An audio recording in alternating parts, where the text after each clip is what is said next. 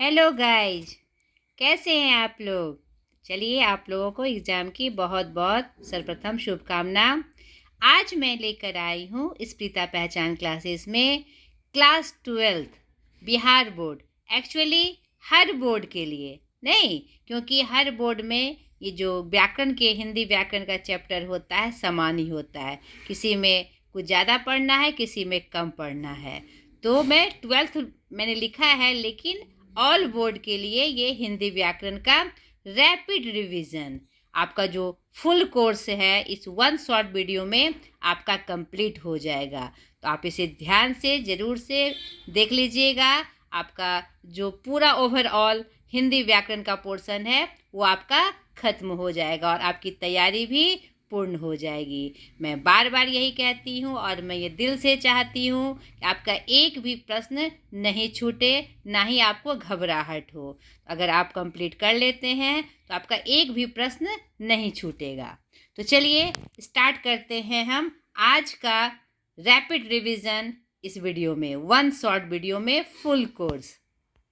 ये देखिए आपके इम्पॉर्टेंट चैप्टर्स हैं जो मैंने आपको पहले भी लिखाया है। तो ये आपका चैप्टर्स है जिसमें कि आपका उपसर्ग, प्रत्यय, संधि, समास, आवेदन पत्र, संक्षेपण, उच्चारण स्थान, ये सब प्रमुख रूप से आपके एग्ज़ाम में पूछे जाते हैं। संज्ञा में लिंग, वचन, पुरुष, कारक ये आपका पूछा जाता है। विशेषण पूछा जाता है। रस और अलंकार पूछे जाते हैं। कभी कभी यह सब्जेक्टिव में भी आ जाता है, अलंकार और रस, और नहीं तो जनरली आपका ऑब्जेक्टिव में आता ही आता है। तो चलिए उनको हम फटाफट कैसे रिवीजन करना है और कैसे कंप्लीट जानकारी इसके बारे में देनी है मैं वो बताती हूँ। एकदम फटाफट हम सारे चीज़ को देखते चले जाएंगे, पढ़ते चले जाएंगे। और व्यवहारिक व्याकरण में जो विलोम यानी उल्टा शब्द, पर्यायवाची, मुहावरा और अनेक शब्दों के बदले एक शब्द है, इसमें आपको घबराने की आवश्यकता नहीं है। आपने 8 से जो 12 तक पढ़ा है वही आएगा और आपकी किताब से ही आएगा। इसमें बहुत भारी नहीं आता है, थोड़ा सा ध्यान से देंगे तो आपका बन जाएगा। वो जो जनरल आपका चलता है विलोम शब्द, पर्यायवाची शब्द, वही आता है। ठीक है। मुहावरा में भी बहुत हार्ड नहीं आता है। जो आपने प्रयोग किया है, जो आपने 8 से लेकर अभी तक पढ़ा है, उसी में से कोई 1, 2, 3 मुहावरा पूछा जाता है। या तो वाक्य पूछा जाएगा या उसका अर्थ पूछा जाएगा। ठीक है। और पर्यायवाची में भी आपके ऑप्शन में दिए रहेंगे, तो आप थोड़ा सा ध्यान से देखेंगे तो आपको समझ में आ जाएगा। और ये मेनली ऑब्जेक्टिव में ही आता है। अनेक शब्दों के बदले कोई पूछ लेगा, या तो शब्द दे देगा इसका अनेक शब्द क्या होगा, या फिर अनेक शब्द के बदले एक शब्द पूछेगा। इसमें बहुत ज़्यादा घबराने की आवश्यकता नहीं है। तो चलिए एक एक कर अब हम फटाफट इसको देखें। अब देखिए मैं फटाफट आपके रिवीजन के लिए फटाफट मैंने लिख के लाई हूँ कि एक बार में आपका फटाफट हो जाए। वर्ण देखिए, इसका वर्गीकरण 3 आधार पर किया जाता है। ठीक है, इसको आपको ध्यान से रखना है तो आपको घबराहट नहीं होगी और आप समझ भी जाइएगा। ठीक है। पहला है उच्चारण स्थान, दूसरा है वायु संवेग और तीसरा है तारत्व। तो आपको इसमें उच्चारण स्थान के आधार पर याद रखना है और वायु संवेग के आधार पर याद रखना है। तारत्व तो आगे की बात का हिंदी व्याकरण में होता है। ठीक है। तो उच्चारण स्थान पर के आधार पर 3 है, नहीं दो उच्चारण स्थान के आधार पर इसका जो भेद है वह कितना है, 2 है। नहीं, स्वर व्यंजन और व्यंजन वर्ण, स्वर वर्ण और व्यंजन वर्ण। स्वर कितने होते हैं, हरस, दीर्घ और प्लुत। अ को हिंदी वर्णमाला का शहीद वर्ण कहा जाता है, ये बात भी आप याद रखिएगा, यह बहुत बार दोहराया गया है। शहीद वर्ण का तात्पर्य है जो सभी के साथ प्रयोग हो या लगे, जैसे क जोड़ अ क, पो जोड़ अ प। ठीक है। और यहाँ पर अंग और अ ना ही स्वर है ना ही व्यंजन, इसे अयोगवाह कहा जाता है और इसे नपुंसक वर्ण कहा जाता है। ठीक है, ये बात आपको याद रखनी है। यहाँ पर उच्चारण स्थान के आधार पर वर्ण के कितने भेद हुए? 2 भेद हुए, स्वर वर्ण और व्यंजन वर्ण, जिसमें से हमने 2 चीज़ों को और जाना, अंग और अ के बारे में और अ को शहीद वर्ण के बारे में। अब स्वर वर्ण कितने हैं ये पूछा जाता है मेनली। ठीक है, स्वर वर्ण की संख्याता मुख्यतः कितनी है? 11 ही है। पहले 14 के रूप में प्रयोग होती थी, लेकिन अब संख्या 11 के रूप में ही आधुनिक व्याकरण में जानी जाती है। ह्रस्व, दीर्घ, संयुक्त और प्लुत आप मिला के देखिए कितना होता है? 1 2 3 4 5 6 7 8 9 10 11, और प्लुत को अब हटा दिया गया है। ठीक है, कुछ विद्वान प्लुत स्वर को जोड़कर इनकी संख्या 12 बताते हैं, लेकिन मेनली स्वर वर्ण की संख्या कितनी है? 11 वर्ण।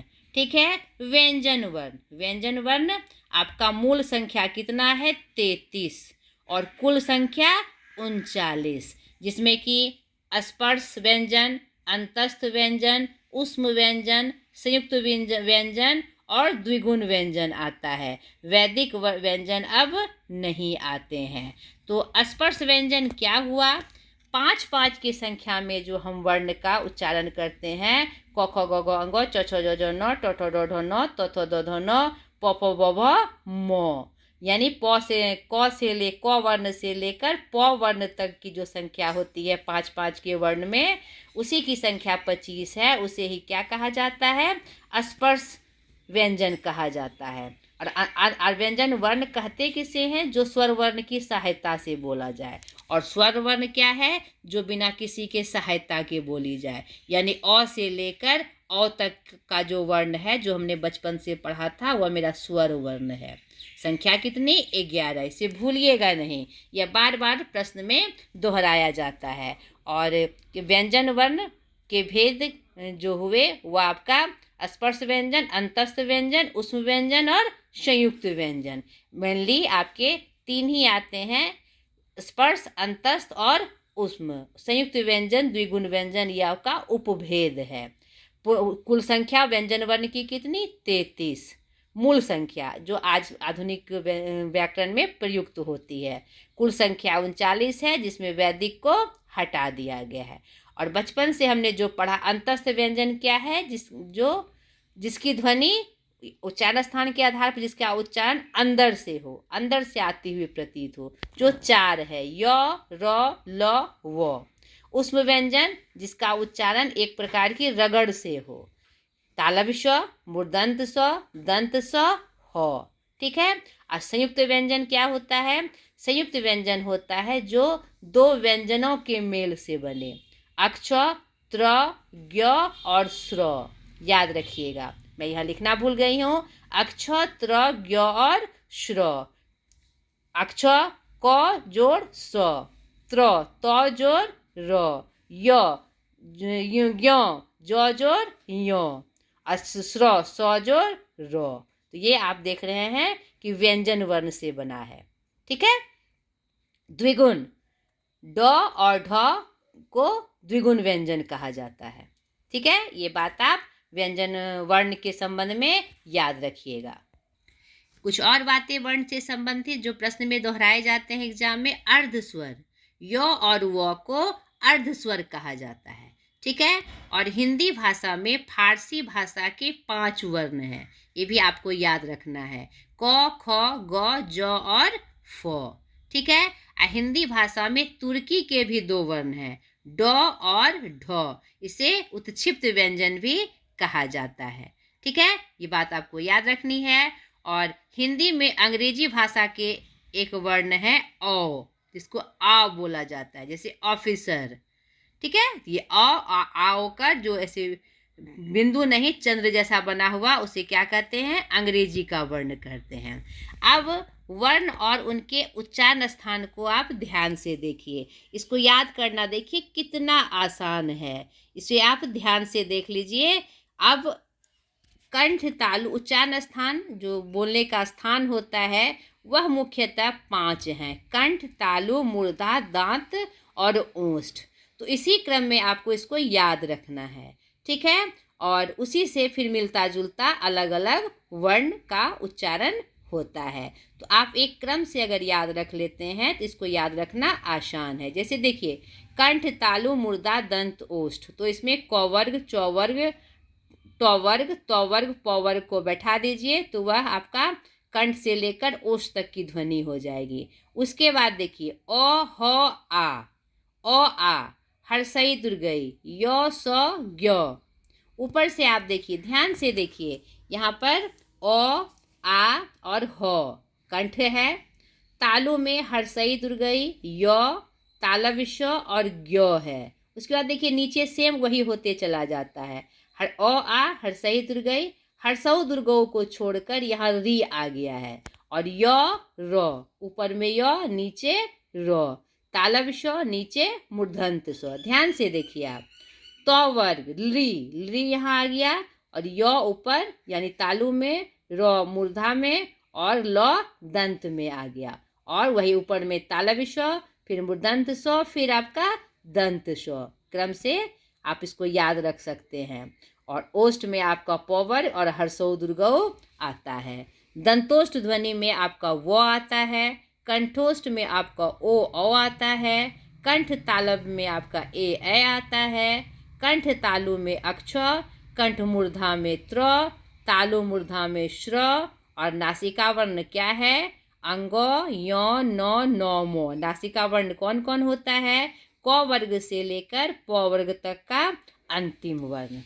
ठीक है। अब देखिए स्वर का उच्चारण स्थान, अ आ कंठ, हर्षई दुर्गई तालु, हर्षऊ दुर्गौ ओष्ठ, री मूर्धा, ए कंठ तालु, ए औ कंठ ओष्ठ। ठीक है। और अयोगवा के जो भेद हैं वह भी आप देख लीजिए। अनुस्वार यानी अंग, विसर्ग यानी अतः, अनुनासिक क्या हुआ? चंद्र बिंदु। ये अयोगवाह के भेद होते हैं। और दूसरा जो हमने बताया वर्गीकरण वर्ण का, वायु संवेग के आधार पर वह दो होता है हमारा, एक अल्पप्राण और एक महाप्राण। तो बचपन से हमने अ से लेकर अह तक, क से लेकर जो ज्ञ तक पढ़ा, उसी का वर्णन इसमें भी आता है। तो उसे हमने स्वर व उच्चारण स्थान के आधार पे जाना। ये सबसे इम्पॉर्टेंट है आपके एग्जाम के लिए। उच्चारण स्थान पर के आधार पर हमने स्वर वर्ण और व्यंजन वर्ण जाना, और यह है हमारा अल्पप्राण और महाप्राण। वर्ण वही है जो हमने बचपन से पढ़ा है, बचपन से हम देखते आए हैं। खाली अल्पप्राण महाप्राण उसका नया नाम हो जाता है। तो देखिए अल्पप्राण क्या होता है, महाप्राण क्या होता है। जिन वर्णों के उच्चारण में वायु धीरे से ली अथवा छोड़ी जाए उसे अल्पप्राण कहा जाता है। और प्रत्येक वर्ण का पहला, तीसरा, पांचवा वर्ण अल्पप्राण होता है।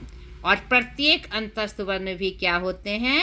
अल्पप्राण होते हैं, यानी य र ल व। और महाप्राण में जिन वर्णों के उच्चारण में वायु ज्यादा ली अथवा छोड़ी जाए उसे महाप्राण कहा जाता है। तो प्रत्येक वर्ण का दूसरा और चौथा वर्ण, ये कौन सा वर्ण है? क से लेकर प वर्ग तक। ठीक है। यानी प्रत्येक वर्ण का जो वर्ग में बटा है स्पर्शी व्यंजन का, क ख ग घ ङ च छ ज झ य ट ठ ड ढ न त थ द ध न प फ ब भ म, उसी का पहला, तीसरा और पांचवा वर्ण अल्पप्राण होगा और उसी का दूसरा और चौथा वर्ण क्या होगा? महाप्राण होगा। और उसके अलावा प्रत्येक अंतस्थ अल्पप्राण और प्रत्येक उष्ण क्या हो जाएगा? हमारा महाप्राण हो जाएगा। और प्रत्येक स्वर्ण वर्ण तो अल्पप्राण है, ना ही महाप्राण होते हैं। ये बात भी आपको याद रखनी है स्पेशल रूप में। तो यही आपको वर्ण के बारे में जानना था, वर्ण और वर्ण का उच्चारण स्थान। ठीक है। अब तीसरा देखिए, जैसे उपसर्ग प्रत्यय है, तो उपसर्ग प्रत्यय क्या होता है पहले हम ये जान लें।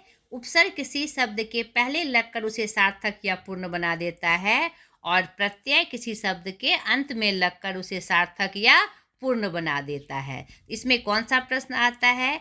कोई उपसर्ग का शब्द दे दिया जाएगा, उससे आपको कहेगा एक शब्द बनाइए, या फिर शब्द दिया रहेगा, आपसे पूछेगा कि वह कौन सा इसमें उपसर्ग लगा है। जैसे विचार दिया हुआ है, आपसे पूछे विचार, विनय, विकार, ठीक है, विरोध, ये दिया रहेगा तो इसमें कौन सा उपसर्ग है? तो क्या हो जाएगा? वी हो जाएगा। या वी से बनाने आएगा तो विचार, विकार, विनय, या आपके ऑप्शन में दिया रहेगा तो उसके अनुसार आप बना सकते। उसी तरह अनु, अनु से शब्द बनाए, अनुकूल, अनुसार, अनुनय, नहीं, या अनुनय दिया रहेगा, अनुकूल दिया रहेगा, अनुसार दिया रहेगा, आपको पूछेगा कौन सा उपसर्ग है तो आप अनु बता सकते हैं। उसी तरह अधि, अधिनायक, अधिकार, अधिमय, तो उसमें कौन सा उपसर्ग है तो अधि है, अधि है। और उसमें बनाने के लिए कहेगा तो उसमें ऑप्शन में आपको दिया रहेगा प्रति, प्रतिहार, प्रतिकार, प्रतिरूप, न प्रतिलय, तो उसमें कौन सा उपसर्ग है तो प्रति उपसर्ग है। इसी प्रकार से आपका इसमें प्रश्न आएगा। उसी तरह प्रत्यय में आएगा कि शब्द दिया रहेगा, इसमें कौन सा उपसर्ग है, जैसे पाइन तो इन प्रत्यय है, या इन प्रत्यय से क्या बनेगा, पाइन बनेगा, नहीं महुआइन बनेगा, ठीक है।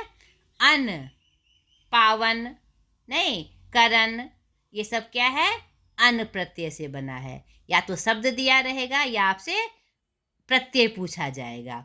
आओ, बनाओ, पठाओ, में